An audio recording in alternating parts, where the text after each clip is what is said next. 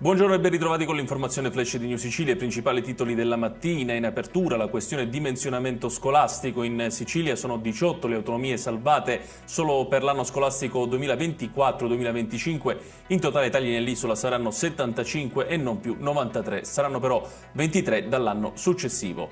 Individuate e sottoposte a sequestro 5 officine abusive nel Nisseno. Queste erano totalmente prive dei requisiti previsti dalle normative fiscali e ambientali. I responsabili sono stati poi deferiti alla locale autorità giudiziaria. Controlli dei carabinieri del NAS di Catania per il contrasto delle attività illecite e delle contraffazioni nel settore dei prodotti tipici da forno. Nel mirino è finito un panificio del capoluogo etneo che è stato sequestrato, rilevata la presenza di blatte ed escrementi di roditori. Aumenta il bilancio dei feriti per i botti di Capodanno. Un uomo di Balestrate ha perso un dito dopo aver fatto esplodere un petardo per strada. Ad Alcamo invece un ventenne ha perso 3 dita e rischia l'amputazione a causa di una cipolla che gli è esplosa in mano.